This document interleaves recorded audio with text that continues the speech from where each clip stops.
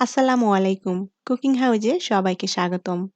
আজকে আমি তৈরি করে দেখাবো বাঁধাকপি আর মসুরের ডাল দিয়ে দারুণ মজাদার একটি চপ রেসিপি। বিকালের নাস্তায় এই বাঁধাকপির চপগুলো খুব সহজেই তৈরি করে নিতে পারেন। খেতে খুবই ভালো লাগবে। তাহলে চলুন রেসিপিটি দেখে নেই। আমি এখানে খুব ভালোভাবে কুচি করে 3 কাপ পরিমাণ বাঁধাকপি নিয়েছি। আর এখানে বাঁধাকপিটা খুব ভালোভাবে ধুয়ে পানিটা একেবারে ঝরিয়ে নিতে হবে। এখন এই বাঁধাকপির মধ্যে আমি কিছুটা লবণ দিয়ে দেব। এবার এই বাঁধাকপিটাকে আমি খুব ভালোভাবে চটকে নেব। এতে করে বাঁধাকপির মধ্যে যে এক্সট্রা পানি আছে সেই পানিটা ভালোভাবে বের হয়ে আসবে। বাঁধাকপিতে প্রচুর পরিমাণে পানি থাকে। বাঁধাকপির চপ বা বড়া বানানোর সময় যখন বাঁধাকপির মিশ্রণটা মাখা হয় তখন দেখবেন যে অনেক পানি বের হয় এবং মিশ্রণটা অনেক নরম হয়ে যায়। তাই বাঁধাকপিটা এভাবে চটকে বাঁধাকপির যে এক্সট্রা পানি আছে সেই পানিটা যদি ফেলে দেওয়া হয় তাহলে বাঁধাকপির মিশ্রণটা মাখানোর সময় আর পানি বের হবে না এবং নরমও হয়ে যাবে না। লবণ দিয়ে বাঁধাকপিটা ভালোভাবে চটকে নিয়েছি। এখন বাঁধাকপিটা আমি 5 মিনিটের মতো রেস্টে রেখে দেব। এতে করে বাঁধাকপির পানিটা খুব ভালোভাবে বের হয়ে আসবে। 5 মিনিট হয়ে গিয়েছে। দেখুন বাঁধাকপি থেকে কিন্তু অনেক পানি বের হয়েছে।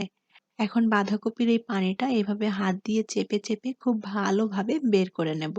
বাঁধাকপির পানিটা এভাবে বের করে নিলে বাঁধাকপির মিশ্রণটা যখন মাখা হবে তখন কিন্তু আর এক্সট্রা পানি বের হবে না, আর মিশ্রণটাও অতটা নরম হবে না। আমি সবটুকু বাঁধাকপির পানি ভালোভাবে চেপে বের করে নিয়েছি।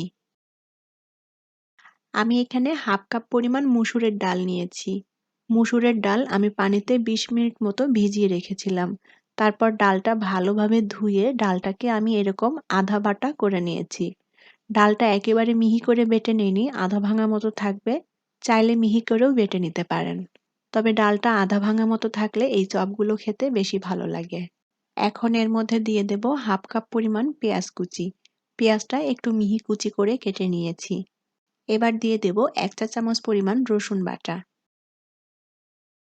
1 টেবিল চামচ পরিমাণ দিয়ে দেব কাঁচামরিচ বাটা। বাঁধাকপির চপটা একটু ঝাল ঝাল করে তৈরি করব। এখানে আপনাদের টেস্ট অনুযায়ী মরিচের পরিমাণটা অ্যাড করে দিবেন। এবার দিয়ে দেব 1 টেবিল চামচ পরিমাণ পুদিনা পাতা বাটা। আর এই পুদিনা পাতা বাটা দিলে এই চপগুলো খেতে খুবই ভালো লাগে আর খুব সুন্দর একটা ফ্লেভার আসে। তবে এখানে ধনিয়া পাতা বেটেও দিতে পারেন অথবা কুচি করেও দিতে পারেন। 1 চা চামচ পরিমাণ দিয়ে দেব আস্ত জিরা। 1 চা চামচ পরিমাণ দিয়ে দেব ধনিয়া গুঁড়া। পরিমাণ মতো লবণ দিয়ে দেব। এবার হাত দিয়ে বাঁধাকপির মিশ্রণটা ভালোভাবে মেখে নেব। এই বাঁধাকপির চপগুলো বানাতে এখানে কিন্তু খুব বেশি উপকরণের প্রয়োজন হয় না, খুবই অল্প উপকরণেই চপগুলো তৈরি করে নেওয়া যায়। আর যে উপকরণগুলো আমি দিয়েছি এগুলো সবসময় আমাদের ঘরেই থাকে, তাই খুব সহজেই তৈরি করে নিতে পারেন। বাঁধাকপির মিশ্রণটা কিন্তু এরকম ঝরঝরে আছে, একটু আঠালো করে মেখে নিতে হবে। আর তার জন্য আমি এখন এর মধ্যে দিয়ে দেব চালের গুঁড়া।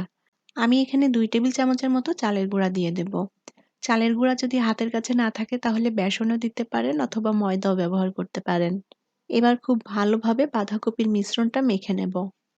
এখনো যারা আমার চ্যানেলে নতুন, চ্যানেলটি সাবস্ক্রাইব করেননি তারা প্লিজ চ্যানেলটি সাবস্ক্রাইব করে নেবেন এবং পাশে থাকা ছোট্ট বেল আইকনটি প্রেস করে দিবেন।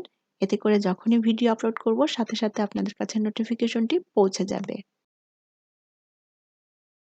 বাঁধাকপির মিশ্রণটা আমি খুব ভালোভাবে মেখে নিয়েছি।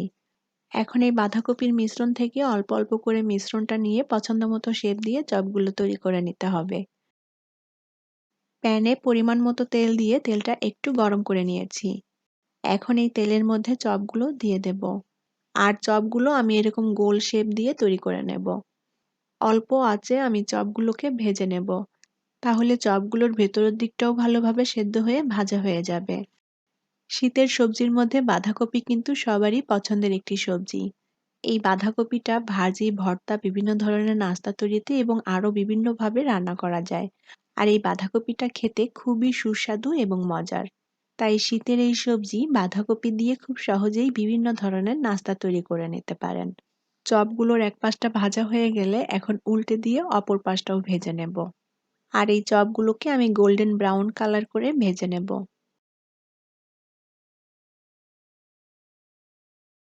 উল্টাপাল্টা করে নেড়ে দিয়ে আমি চপগুলো দুপাশটাই ভালোভাবে ভেজে নিয়েছি।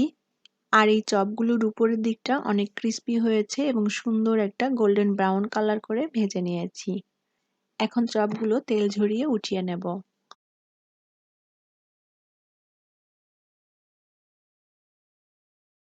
সকাল বা বিকালের নাস্তায় বাঁধাকপি আর মসুরের ডাল দিয়ে খুব সহজেই এই চপগুলো তৈরি করে নিতে পারেন।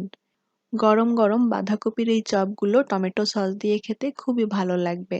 আশা করি আমার আজকের রেসিপি আপনাদের ভালো লেগেছে। আর আমার রেসিপিগুলো ভালো লাগলে চ্যানেলটি সাবস্ক্রাইব করে সাথেই থাকবেন। পরবর্তী রেসিপি দেখার আমন্ত্রণ জানিয়ে আজকের মতো বিদায় নিচ্ছি। সবাই অনেক অনেক ভালো থাকবেন। আল্লাহ হাফেজ।